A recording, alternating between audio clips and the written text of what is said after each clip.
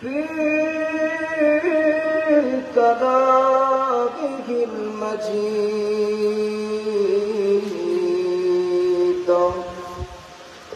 وفي الفرقانه الحميد.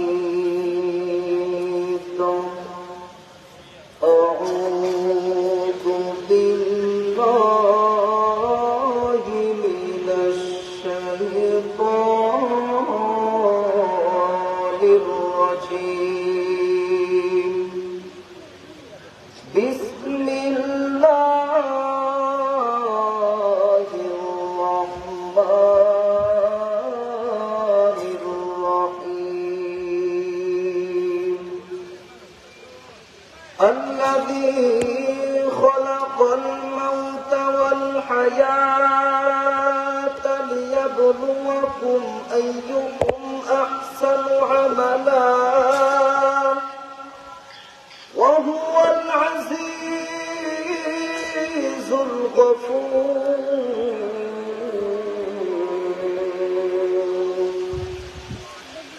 وقال النبي صلى الله عليه وسلم: من صام رمضان ثم أتبعه من شعوان كان كصيام الدهر والثانية. إن الله وملائكته يصلون على النبي يا أيها الذين آمنوا صلوا عليه وسلموا تسليما. اللهم صل على محمد وعلى آل محمد كما صليت على إبراهيم وعلى آل إبراهيم إنك حميد مجيد. اللهم بارك على محمد وعلى آل محمد كما باركت على إبراهيم وعلى آل إبراهيم إنك حميد مجيد. محمد الشبيطان لا إله إلا الله لا إله إلا الله لا إله إلا الله لا إله إلا الله لا إله إلا الله لا إله إلا الله محمد رسول الله. الحمد لله رب العالمين. লাখো শুকরিয়া সেই মহান সুবহানাহু ওয়া তাআলা। মাগরিবের নামাজের পরে মহতি জলসার এই ময়দানে কোরআন হাদিসের মাহফিলে আশার বসার কিছু কথা বলা ও শোনার তৌফিক যে মহান সুবহানাহু ওয়া তাআলা দিচ্ছেন, সে রবের প্রতি খুশি হয়ে আমরা সবাই মুমিন বান্দা হয়ে রবের শুকরিয়া আমরা সবাই পড়ছি আলহামদুলিল্লাহ। সরকার তো আমিনের প্রতি সংক্ষিপ্ত দরুদ ও সালাম পেশ করছি আমরা সবাই আবারও পড়ছি সাল্লাল্লাহু আলাইহি ওয়াসাল্লাম। সম্মানিত ভাইরা, আজকে মাহফিলের সম্মানিত সভাপতি, সহসভাপতি, প্রধান বক্তা, বিশেষ বক্তা, মাহফিল কমিটি সহ আজকের মাহফিলের যারা ব্যবস্থাপনা করেছেন সবাইকে ধন্যবাদ দিয়ে আমরা আলোচনা শুরু করতে যাচ্ছি। তো আলোচনার শুরুতে আমি দাবি করতেছি, প্রিয় এলাকাবাসী, এখনো আপনারা যারা বাড়িতে দোকানপাটে এখানে ওখানে অযথা সময় পাস করছে, আমি আপনাদের কাছে দাবি করব, আপনারা এই মুহূর্তে আপনারা কুরআনের এই মাহফিলে চলে আসেন। আল্লাহ তুমি যারা মাহফিলের বাইরে আছে তাদেরকে মাহফিলে আসার তৌফিক দাও বলে আল্লাহুম্মা আমিন। যেখানে কুরআনের মাহফিল অনুষ্ঠিত হয়, এই কুরআন যেখানে প্রচার করা হয়, কুরআনের কথা বলা হয়, এই কুরআনের প্যান্ডেলের চারিদিক দিয়া রহমতের ফেরেশতারা বেষ্টন নিয়ে ঘিরে থাকে। কিন্তু যারা মাহফিলের প্যান্ডেলে থাকে তাদের ইবলিস ধোঁকা দিতে থাকে, তাই না? ওইখানে যায় কি লাভ হবে? অস্ত অনেক শুনছো, তুমি কি মানতে পারছো? বা এত অশুনা কি লাভ হবে? ওর সেইতে একটু মজা নেই এদিক সেদিক দিয়া, বা বিভিন্ন ধরনের ধোঁকা ইবলিস আমাদেরকে দেন কি দেন না? তো ইবলিস আল্লাহু আকবারের ধ্বনি, আজানের ধ্বনি, আল্লাহর তাকবীরের ধ্বনি সহ্য করতে পারে? তো আসুন আমরা আল্লাহর কাছে আল্লাহর নামের তাকবীর দিব, যাতে করে এখনো পর্যন্ত যারা এই মাহফিলের প্যান্ডেলে আসতে পারে না, এখানে ওখানে ঘোরাফেরা করছে, আল্লাহর নামের তাকবীর শুনে তাদের ঈমানি জোশ এমন ভাবে উঠে যায় যেন তারা কুরআনের এই মাহফিলে এসে বসবে। আপনারা আপনাদের সমস্ত কণ্ঠের শক্তি একত্রিত করে তাকবীর দিতে পারবেন? এত জোরে তাকবীর দিবেন যে আপনি ইতিপূর্বে এইরকম জোরে কখনো কথাও বলেন নাই। পারবেন ইনশাআল্লাহ? কই দেখি তো কারা কারা পারবেন? লিল্লাহে তাকবীর। এর চাইতে জোরে আর কখনো কথা বলেন না আপনারা? আরো জোরে বলতে হবে, লিল্লাহে তাকবীর। বলো তাকবীর ধ্বনি ধরায়া রাখবার, বীর মুসলমান ধরো আল কোরআন, ফিরাই আনো সেই হারানো সম্মান। লিল্লাহে তাকবীর, আল্লাহু আকবার। যে আওয়াজ শুনে ওরে মুসলমান ভয় পালাতো কাফের ও বেঈমান। ধরেছি হুঙ্কার করবে তুলপার, পাপ দুনিয়া ভেঙে করবে খান খান। লিল্লাহে তাকবীর, আল্লাহু আকবার। লিল্লাহে তাকবীর। ও প্রিয় ভাইরা শুনেন, খেয়াল করে রব্বুল আলামিন বলেন, الذي خلق الموت والحياة ليبلوكم أيكم أحسن عملا।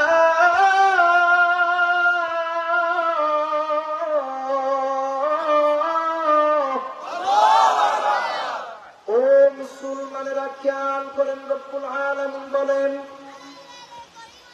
ও আমার প্রিয় ভাইরা বলেন তো দেখি, মৃত্যু সৃষ্টি করেছেন কে? আল্লাহ রব্বুল আলামিন কুরআনুল কারীমের ভিতরে বলছেন, যিনি মৃত্যু এবং জীবন দান করেছে আল্লাহ পাক রব্বুল আলামিন এই বান্দাদেরকে আমলের পরীক্ষা, আমলে সবের কে কত বড় উত্তম আল্লাহ রব্বুল আলামিন এটা পরীক্ষা করার জন্য এই পৃথিবীতে আপনাকে আমাকে পাঠাইলেন। ও মুসলমান, রব্বুল আলামিন বলেন, ওয়া খালাকতুল জিন্না ওয়াল ইনসা ইল্লা লিয়াবুদুন।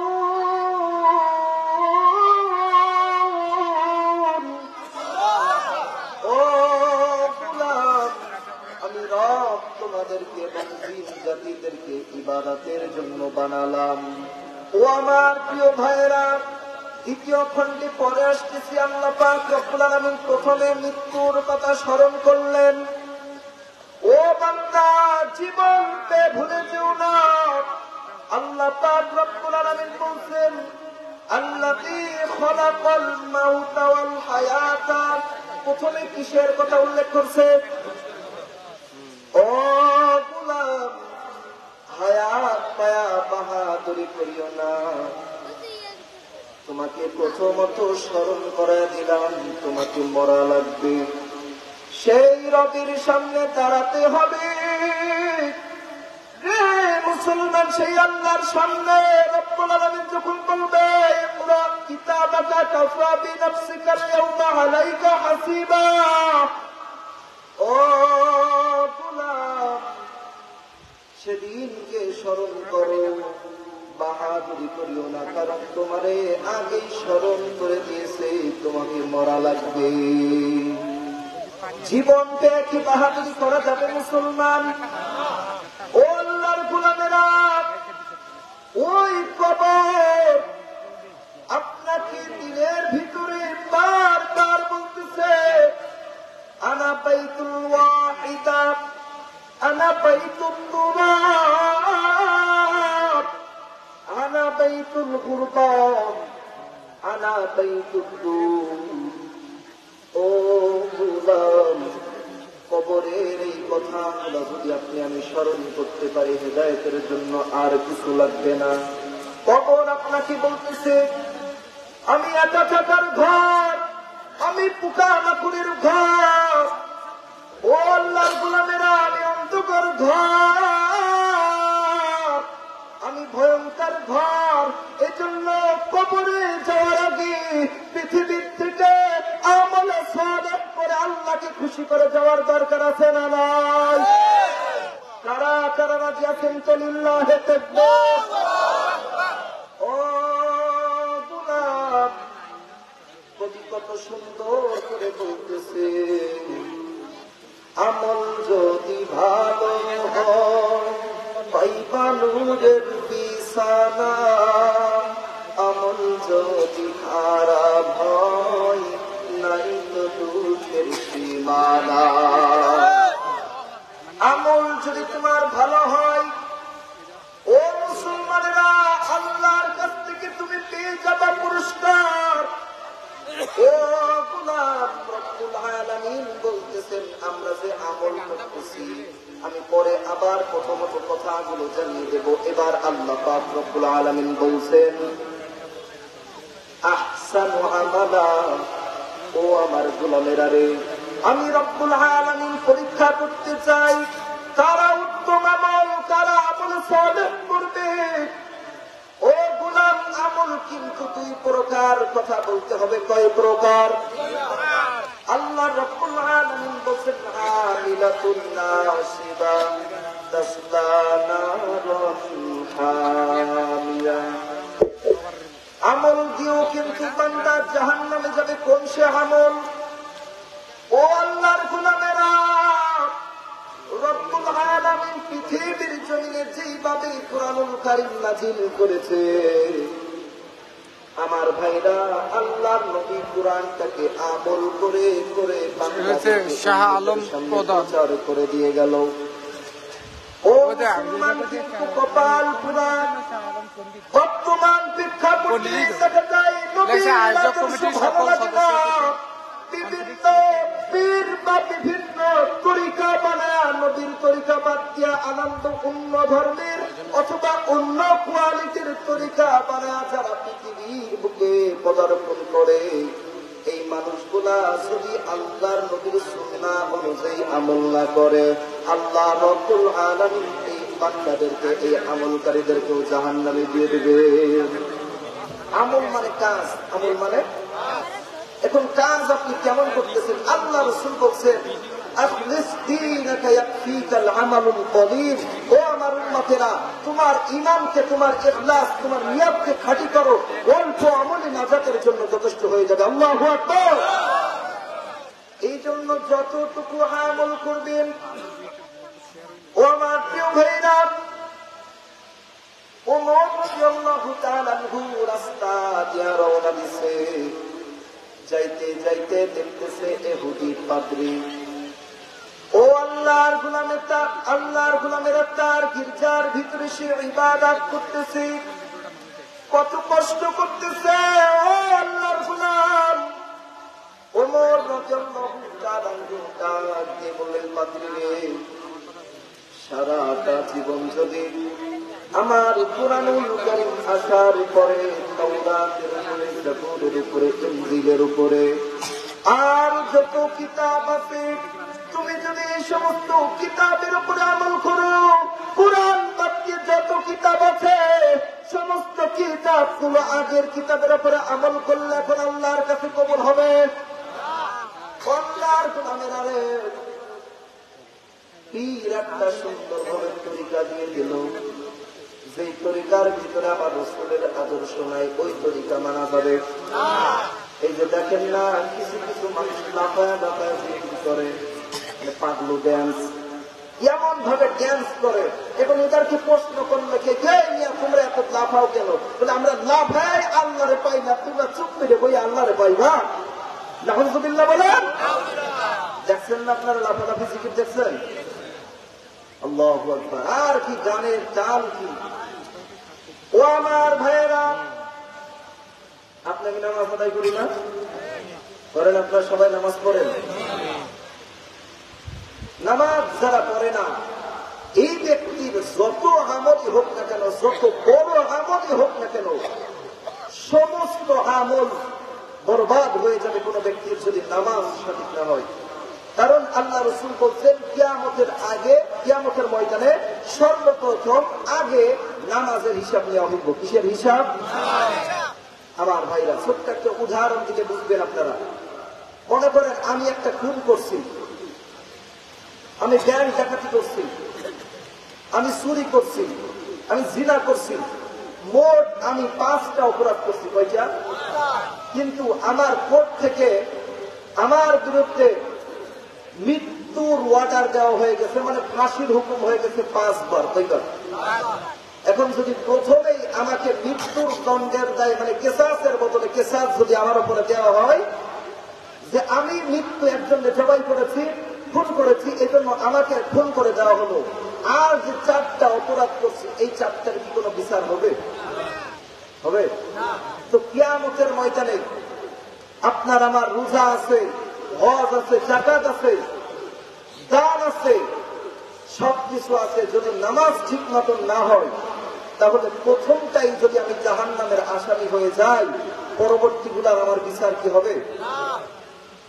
ও আল্লাহর গোলামেরা, এই জন্য এই পৃথিবীতে চলতে গেলে বড় সহজ কথা না, অনেক চিন্তা ভাবনা করে চলতে হবে।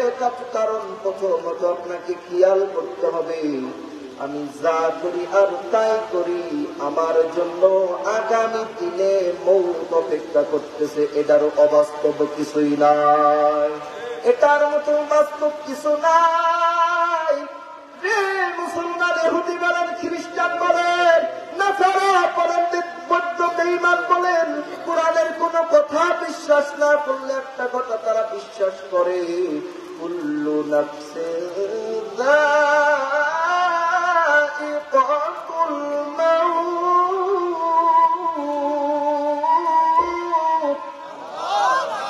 হারিয়ে যাব একদিন আমি, রবনায় ভুবনে চিরদিন, ক্ষমা করে দিও তোমরা আমার, ক্ষমা করে দিও তোমরা আমার, ভুল করে থাকি যদি কোনদিন, হারিয়ে যাব একদিন আমি, রবনায় ভুবনে চিরদিন, হারিয়ে যাব একদিন আমি, রবনায় ভুবনে চিরদিন। ও আমার প্রিয় ভাইরা, সামনে আত্মা ধাপিত হবে। আমরা অনেকেই জানি, ছোট্ট বেলা থেকে মানুষগুলা যখন বড় হয়, এই মানুষগুলার দিন দিন হায়াত বেড়ে যায়। ও মুসলমান, না, আপনি যখন জন্ম নিয়েছেন, আপনার বয়স 60 বছর, 70 বছর, আপনি যখন জন্ম নিয়েছেন, আপনি 60 বছর বাঁচবেন। আপনি জন্মে সূত্রে 1 দিন 2 দিন করে আগাইতেছেন, তার মানে 60 বছর থেকে 1 দিন 2 দিন করে আপনি কমে কমে কবরের দিকে আপনি ধাপিত হচ্ছে। এজন্য প্রিয় ভাইরা, আপনি আমি কবরের কথা কেন স্মরণ করতেছি না, মনটারে কেন আজও বুঝাইতে পারলাম না? পাগল মন, এই মায়ার পৃথিবী ছাড়তে হবে কেন? আমি আমলে সলেহ করতেছি না কেন? আজকের দুনিয়ার পিছনে মোহে ডুবে আছি কেন? আজকের টাকা পয়সা অর্থ সম্পদের দিকে লুটে আছি কেন? দুনিয়া দুনিয়া কেন?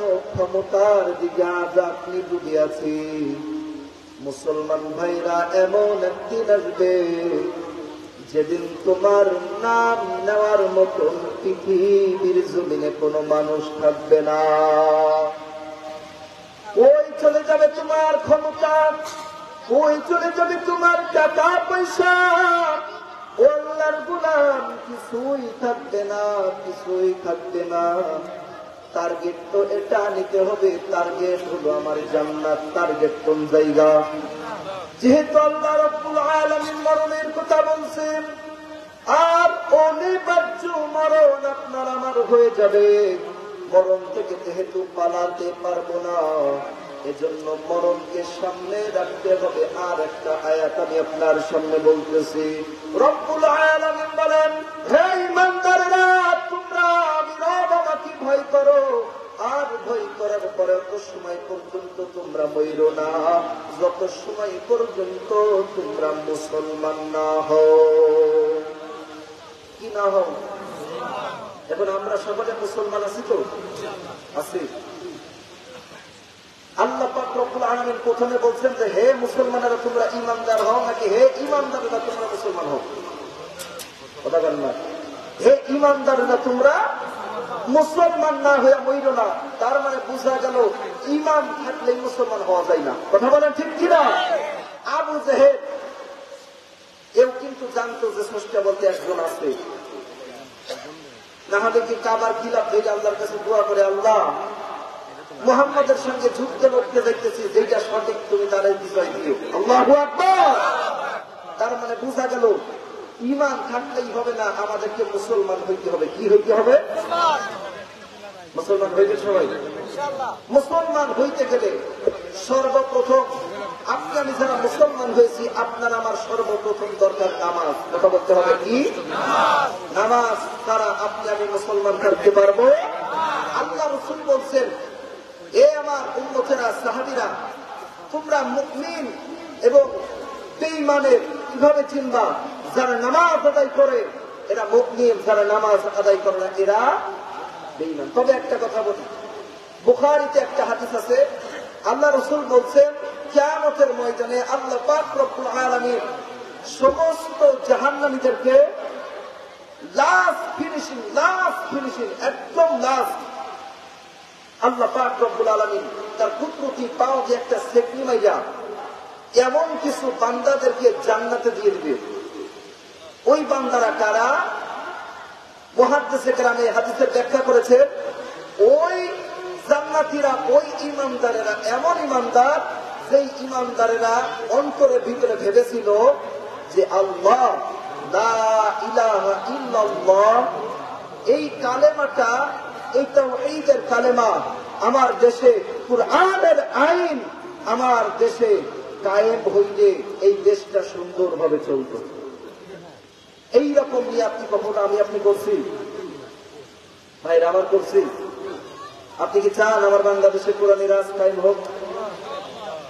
কোরআনী রাজ কায়েম হইলে কিন্তু জিনা করা যাবে না। কোরআনী রাজ কায়েম হইলে কিন্তু চুরি করা যাবে না। কোরআনী রাজ কায়েম হইলে বাংলাদেশে যেই সমস্ত চোর বদমাইশেরা গরিবের টাকা আত্ম সম্পদ লুটে পুটে খায়, এই বেঈমানগুলা এই বাংলাদেশে ইসলামী রাজ কায়েম হইতে দিতে না। কারণ সে ভালো করেই জানে বাংলাদেশে ইসলামী রাজ কায়েম হইলে আমার চুরি চামারি সবকিছু বন্ধ হয়ে যাবে। কথা বলেন ঠিক কিনা? কিন্তু আপনার আমার অন্তরের ভিতরে, আপনার আমার এই শরীর দিয়া, এই জবান দিয়া আপনার আমার চেষ্টা করতে হবে এ বাংলার জমিনে ইসলাম কায়েম হোক, কোরআনী রাজ কায়েম হোক। আর যদি না করি, ও আল্লাহর গোলামেরা, কিয়ামতের ময়দানে যখন আল্লাহ রাসূলের সাহাবীরা একটা হাত নাই, একটা পাও নাই, এই কন্যাটা ছাড়ানো, চোখ নাই, রক্তাক্ত শরীর, এই শরীরগুলো নিয়ে আল্লাহর দরবারে উঠবে, ও আল্লাহ তোমার দিনের জন্য আমি এটা করছি, মালিক রে তোমার দিনের জন্য আমি এটা করছি আল্লাহ। তখন আপনি আমি আপনার এই সুন্দর নাজুক শরীর, আহা কত সুন্দর বডি, খাইয়া দাইয়া মাহফিলে আসলে শুধু কয় হুজুর কি খাবেন তাই কর, মানে খাতে খাতে শরীর এত সুন্দর বানাইতেছি। আল্লাহ যদি জিজ্ঞাসা করে ওই বান্দারে আমার দিনের জন্য কি করছিস, সেদিন কি জবাব দিব আল্লাহর কাছে? আল্লাহর কাছে বলি আল্লাহ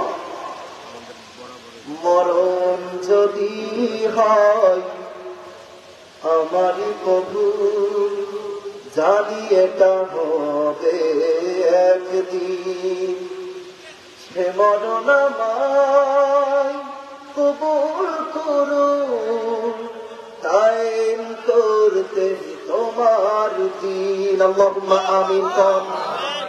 আল্লাহর গোলামেরা সেই কথা স্মরণ করে হায়াত চালান, মরণ একদিন হয়ে যাবে। وَكُلَّ إِنسَانٍ أَلْزَمْنَاهُ طَائِرَهُ فِي عُنُقِهِ وَنُخْرِجُ لَهُ يَوْمَ الْقِيَامَةِ كِتَابًا يَلْقَاهُ مَنشُورًا। ও আমার প্রিয় ভাইরা, আপনি আমি যা করতেছি তার রেকর্ড হয়ে যাচ্ছে আল্লাহ রাব্বুল আলামিনের সামনে, কিন্তু সেটা ওপেন হয়ে যাবে। আমার ভাইরা, আমার বন্ধুগণ, আজকের যদি আমার একটা অপকর্ম মোবাইলের ভিতরে রেকর্ড কইরা ফাঁস করে দেয়, আমার সম্মান থাকবে নাকি যাবে? আমি বক্তা সাহেব, আমার একটা অপকর্ম যদি আজকের ইউটিউবের মাঝে, ফেসবুকের মাঝে ফাঁস হয়ে যায়, আমার তো আর সম্মান টিকে থাকবে না। এজন্য আমি যদি কোনো খারাপ কাজ করি, আমি লুকায়া লুকায়া করি নাকি প্রকাশ্যে করি? লুকায়া লুকায়া করি। আল্লাহর গোলামেরা, কিন্তু মুসলমান, আল্লাহ রাব্বুল আলামিনের ক্যামেরা তো বড় ভয়ানক ক্যামেরা। আপনি ক্ষুদ্রতম ক্ষুদ্র ছোট অনেক কাজ বা বদ কাজ করেন, সমস্ত কথা কাজগুলো যিনি রেকর্ড করে নিচ্ছেন তিনি কে? আল্লাহ রাব্বুল আলামিন। মওত যেহেতু দিবে, ও আল্লাহর গোলামেরা, হায়াতটারে সুন্দরভাবে প্রচারণা করেন। বান্দা বাড়াবাড়ি করিস না, তোরে মরণ হবে, আল্লাহর সামনে দাঁড়াইতে হবে, এই চিন্তা করে সামনের পা গুলো অগ্রসর কর। ও মুসলমান, আমি যেই কথাগুলো বলতেছিলাম, রব্বুল আলামিন জাহান্নাম থেকে শেষ চাকরি দিয়া বান্দাদেরকে জান্নাত দিয়ে দেওয়ার পরে আল্লাহ পাক রব্বুল আলামিন একটা ঘোষণা দিবে, ও আল্লাহর গোলামেরা, এই যে মৃত্যুর একটা ভেড়া অথবা দুম্বার একটা আকৃতি দিয়া আল্লাহ পাক রব্বুল আলামিন ওই মৃত্যুটাকেও শেষ করে দিবে। ও আল্লাহর গোলামেরা, মৃত্যুটারে শেষ করে দেওয়ার পরে আল্লাহ রাব্বুল আলামিন ঘোষণা করে দিবে, হে জান্নাতীরা, তোমাদেরকে আর কোনদিন জাহান্নামে দেওয়া হবে না। ও জাহান্নামীরা রে, তোমাদেরকে আর কোনদিন জান্নাতে দেওয়া হবে না।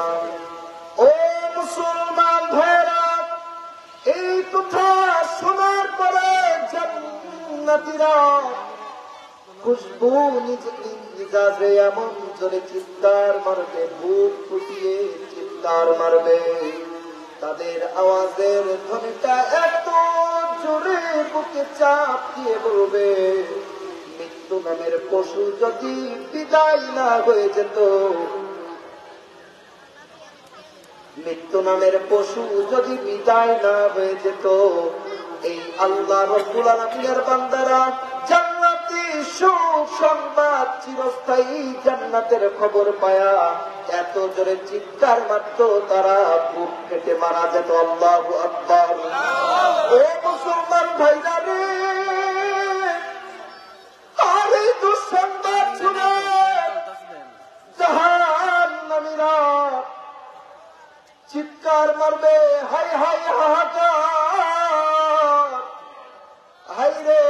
আমরা বুঝি আর জান্নাতে যেতে পারবো না। আল্লাহ রাব্বুল আলামিন আমাদেরকে চিরস্থায়ী জাহান্নামী বানিয়ে দিলেন। ও আল্লাহর বান্দারা, সেদিন কি তোমার ইচ্ছা হবে তুমি চিরস্থায়ী জান্নাতে যাবা নাকি চিরস্থায়ী জাহান্নামে যাবা? এই চিন্তা করতে হবে, কারণ হায়াত নিয়ে বাহাদুরি করা যাবে না। হায়াতের পূর্বে রব্বুল আলামিন ঘোষণা দিয়েছেন মৌতের কথা, বলেন ঠিক কিনা?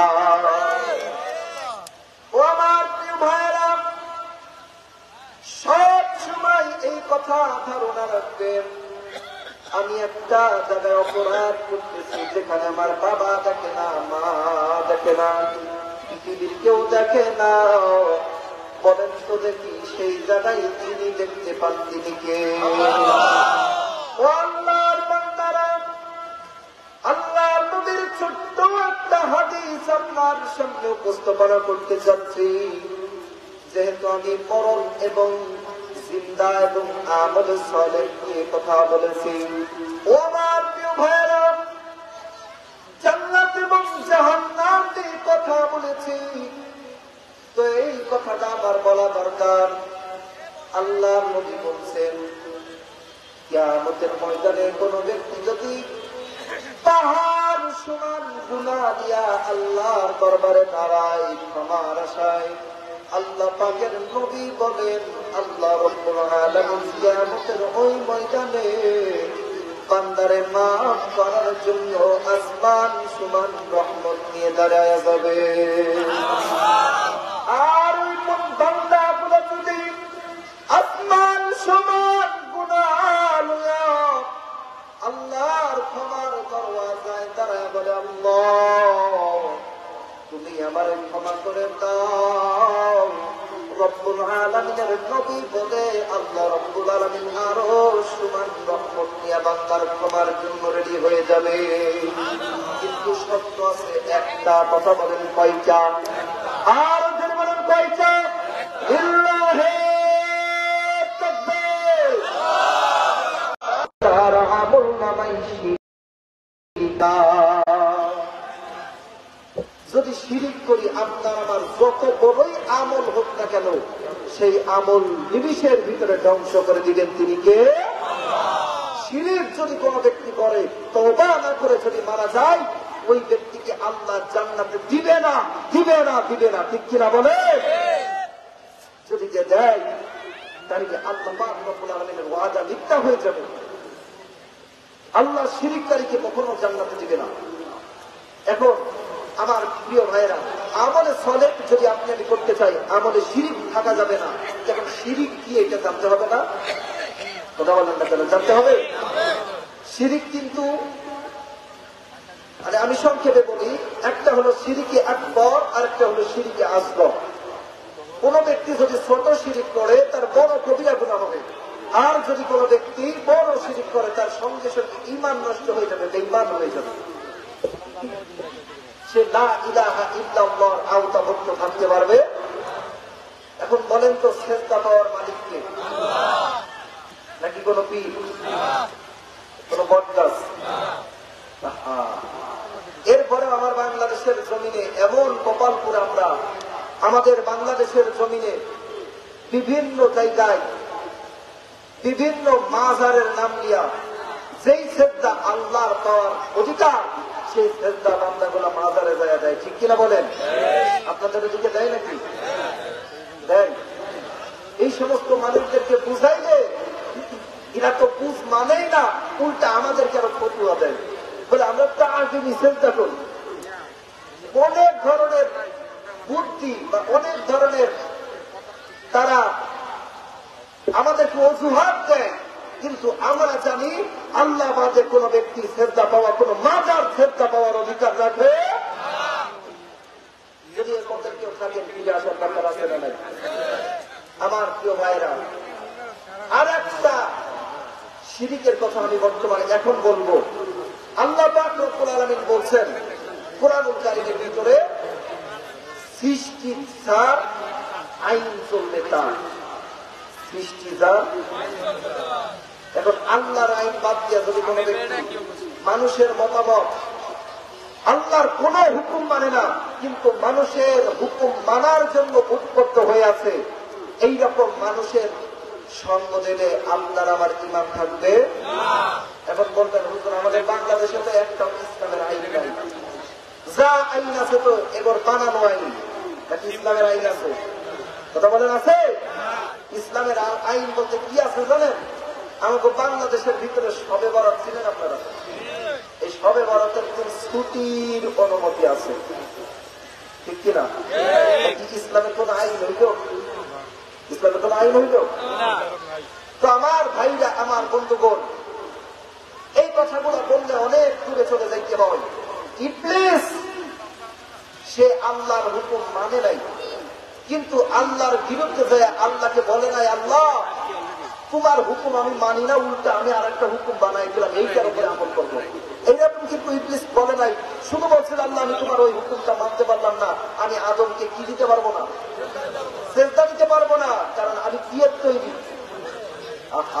আমি যাইবো ওপরের দিকে, আদম তো মাটির দিকে পড়েছেন, ও আমারে সেজদা করবে, অহংকার। তো আমার ভাইরা, আমার বন্ধুগণ, ইবলিস সে আল্লাহর হুকুম শুধুমাত্র মানে নাই, কিন্তু তার পাল্টা আর কোন হুকুম জারি করে নাই।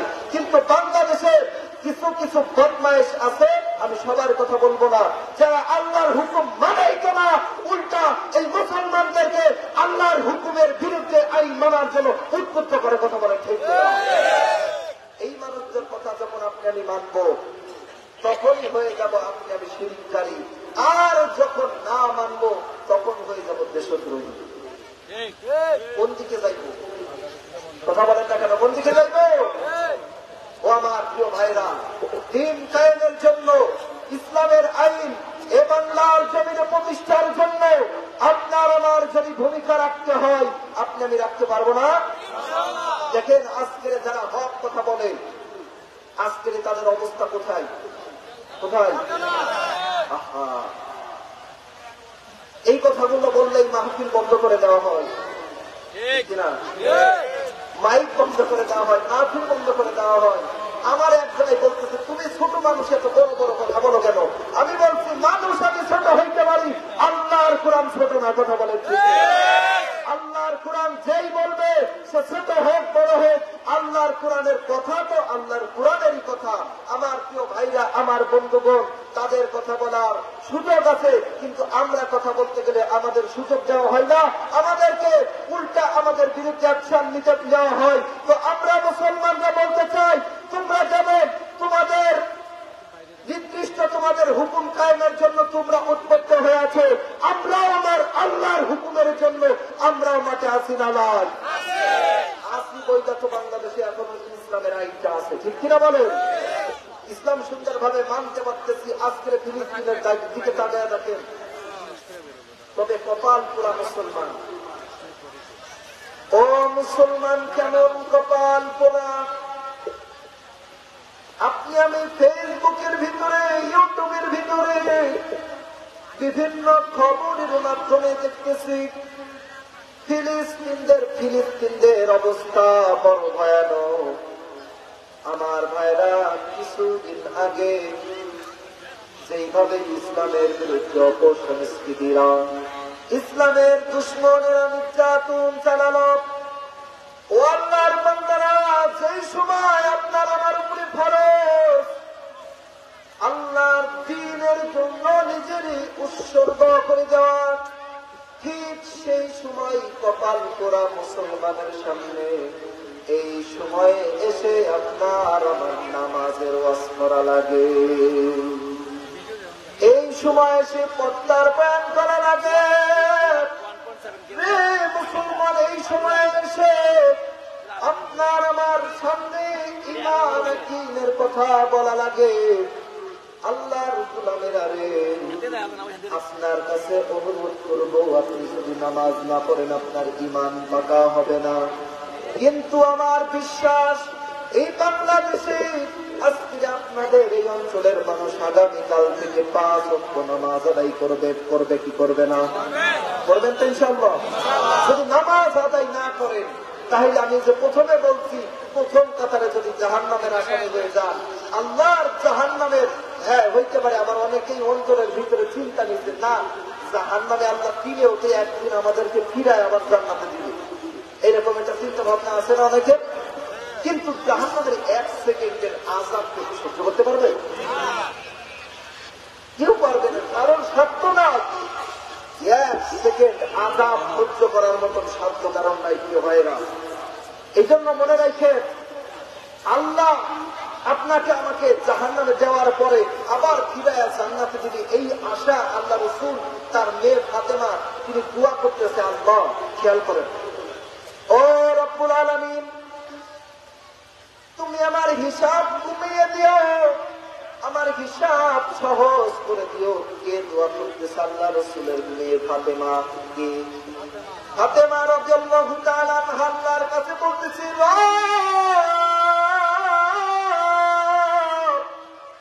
আমার হিসাব কমিয়ে দিও, আমার হিসাব সহজ করে দিও। আল্লাহর নবী উপস্থিত হয়ে তার কি বললো, হে আমার মেয়ে ফাতেমা, আল্লাহর কাছে তুমি এইরকম দোয়া কখনো করো না। আল্লাহর কাছে তুমি বলো, আল্লাহ আমার বিনা হিসেবে জান্নাতের ব্যবস্থা করে দিও। কারণ আল্লাহ যদি একবার কোন বান্দার হিসাব দিতে শুরু করে, ওই বান্দা আল্লাহর সামনে হিসাব দিতে পারবে না।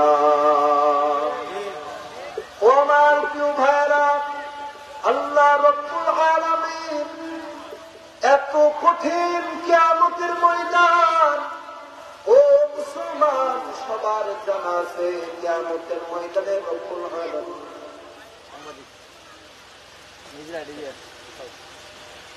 আমার প্রিয় ভাইরা, যে কিয়ামতের ময়দানটা আল্লাহ রাব্বুল আলামিন খুব কড়া করবেন, কাহার নাম তিনি ধারণ করবেন। ও মুসলমান, এই দুনিয়ায় রব্বুল আলামিনের নাফরমানি করলে আল্লাহ পাক রব্বুল আলামিন কিছুই বলবে না, ধরবে না। একজন কাফের যেইভাবে ফলাফলাদি অস্ত্র সম্পদ দুনিয়াদারি শোক সজ্জা যেভাবেই দিতেছে, একজন মুমিনের আল্লাহ রব্বুল আলামিন সেইভাবে দিতেছে।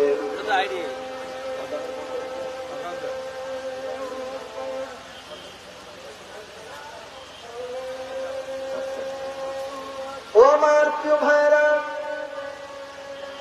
যে কিয়ামতের ময়দান এত ভয়ানক হবে, রব্বুল আলামিন দুনিয়ায় যত ভয়ানক কিছুই করেন না।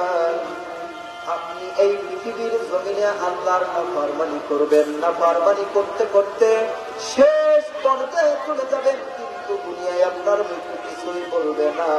কিন্তু আখিরাতের ময়দানে যিনি পাকড়াও করবেন তিনি কে? তোমার হিসাব তোমাকে নিজে দেওয়া লাগবে। মুসলমান, তোমার আমলনামা তোমার হাতে দিয়ে দেওয়া হবে।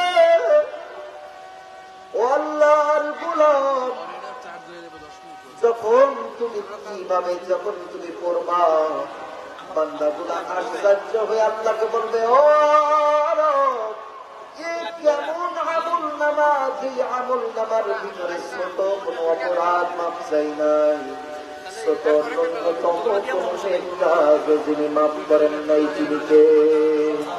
আল্লাহ বলেন, ফামান ইয়ামাল মিসকাল যাররাতিন খায়রান ইয়ারা ওয়া মান ইয়ামাল মিসকাল যাররাতিন শাররান ইয়ারা। ও মুসলমান, কিয়ামতের ময়দানে ছোট ন্যূনতম সামান্যতম কাজ কিন্তু আল্লাহ রাব্বুল আলামিনের খাতা থেকে মাফ। আপনি যদি সামান্যতম ন্যূনতম কাজ করেন, সেটার প্রতিদান যিনি দিবেন তিনি কথা বলেন কে? আর সামান্য পরিমাণ, জাররা পরিমাণ, অণু পরিমাণ খারাপ কাজ যদি আপনি আমি করি, সেই খারাপ কাজেরও প্রতিফল ভোগ করতে হবে কি হবে না? ও আল্লাহর গোলামেরা রে, এজন্য গুনাহ কমিয়ে দেন, গুনাহ ছেড়ে দেন। গুনাহ জিন্দেগি নিয়ে যদি আল্লাহর কবরে যান, আপনার আমার কিন্তু অবস্থা খারাপ হয়ে যাবে। আমার প্রিয় ভাইরা, এই জন্য আপনার মনে রাখতে হবে, যেহেতু রব্বুল আলামিন হায়াতের আগে মউত দিয়েছেন, আর আল্লাহ রব্বুল আলামিন আমলটাকে পরীক্ষা করবেন, বান্দা কত ভালো আমল করে, কত নেক আমল করে, কত আমলে সালেহ করে, কত ইখলাসের সহিত নিয়াত করে। ও আল্লাহর গোলামেরা, নামাজ পড়েন, দান করেন, হজ করেন, যাকাত দেন, আপনি যাই করেন না কেন, অন্তরের ভিতরে ইখলাসের সহিত ইবাদতগুলো কইরেন, কোনো মানুষ দেখানোর জন্য কইরেন না। আমার ভাইয়েরা, নামাজ যদি আপনি আদায় করেন, আপনি যদি মানুষ দেখানোর জন্য নামাজ আদায় করেন, তাহলে আপনার কষ্ট হবে কি হবে না? আর আল্লাহর দেখানোর জন্য যদি করেন, তাহলে কষ্ট হবে কি হবে না? মানে আপনি যে রুকু করলেন, সিজদা করলেন, এটা হালকা একটু কষ্ট আছে না নাই? এটা আল্লাহর জন্য করলেও কষ্ট হবে, বান্দার জন্য করলেও কষ্ট হবে, শুধুমাত্র নিয়াতে মন্তরের ভিতরে। আমি তো করতেইছি, তাই এটা আল্লাহর জন্য করবো না কেন? ঠিক কিনা বলেন? এই জন্য আমরা নামাজ আদায় করবো, দান করবো, হজ করবো, যাকাত দিব। দেখেন কিয়ামতের ময়দানে 3 ধরনের মানুষ কিন্তু প্রথমে ধরা খেয়ে যাবে। ওই আলেম, তুমি তো দিন প্রচার করছিলা, তো যাও জাহান্নামে যাও। আলেম বলবে, আল্লাহ, আমি তো তোমার জন্য তোমার দিন কায়েম করছি, প্রচার করছি। আল্লাহ পাক রব্বুল আলামিন বলছেন, এই আলেম, তুমি ইলম শিক্ষা করেছো টাকা পয়সা নিয়ে, টাকার জন্য, নিজের খ্যাতির জন্য, যেন আমাকে বড় আলেম বলবে, বড় বক্তা বলবে। ও বান্দা, তোমার অন্তরের খবর আমি আল্লাহ জানতাম না, যাও আজকে জাহান্নামে যাও। ওই দানি দান করেছো, আল্লাহ আমি জাহান্নামে যাবে কেন? বলবে, তুমি দান করছিলা, তুমি তার জন্য দান করছিলা। লোক তোমার দানবীর বলবে, এই জন্য তুমি দান করছিলা না, যাও আজকে জাহান্নামে যাও। ওই শহীদ, তুমি শহীদ হয়েছিল না, ও আল্লাহ আমি তোমার দ্বীনের জন্য, ইসলাম কায়েমের জন্য শহীদ হয়েছি। আল্লাহ আল্লাহ বলবে, না, আমি আল্লাহ জানি তোমাকে মানুষ বলবে, বড় বীর বলবে, এই জন্য তুমি শহীদ হয়েছিল। মানুষ তোমার ভালো বলবে, হ্যাঁ, দুনিয়ার মানুষ তোমার প্রশংসা করছে, আমি আল্লাহর কাছ থেকে কিছুই পাইবা না। আমার প্রিয় ভাইয়েরা, এই জন্য আপনি আমি যেই ইবাদতটাই করি, যেই আমলটাই করি, সেই আমলটার ভিতরে আপনার আমার একমাত্র রবকে খুশি করার টার্গেট থাকবে। কার খুশি? চিল্লায় বলতে হবে, কার খুশি? পারবেন ইনশাআল্লাহ? পারবেন? দেখেন আমার প্রিয় ভাইরা, যেহেতু জামান 8টায় হয়ে যাবে, তো 50 বেজে গেছে, আর মাত্র 10 মিনিট সময় আছে। আপনাদের উযু আছে? সবার আছে? যাদের উযু নাই আপনারা উঠে যান, গিয়া উযু করে যাবেন। আর যাদের উযু আছে তারা বসে থাকেন। জামাত মসজিদে হইব না কেন? ও যাক, আলহামদুলিল্লাহ। তাই এখানেও জামাত হবে, মসজিদেও হইবে। এখন আমরা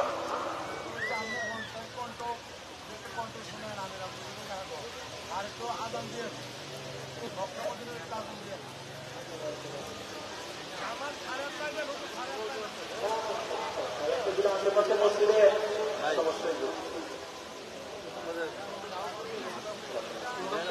আমার ভাইরা, যেহেতু 5 মিনিট সময় আছে, তো আমি আপনাদেরকে, আপনারা এই ভাই মিডিয়ার ভাইরা, এই আমাদের নকল বন্ধুগুলো আপনারা ছাড়বেন না। এখন হয়ে গেছে পুজোর সময় দেখতেছে। হ্যাঁ, কিসের সময়? ওজুর সময়, বুঝছেন? মানে ওজুর ছুটিতে আমরা যে একটা কণ্ঠ শুনবো। আমার ভাইরা, সেই আলোচনা আমি করছি, আপনারা খুশি না ব্যাপার? আপনারা আমাদের সালেহ করবেন তো? সকলে করবেন ইনশাআল্লাহ। আমাদের প্রতিজ্ঞান করুন, আমরা 2 মিনিট 2 একটা কণ্ঠ শুনবো। বলি, কার কণ্ঠ শুনবেন আপনারা? আমি হামজা।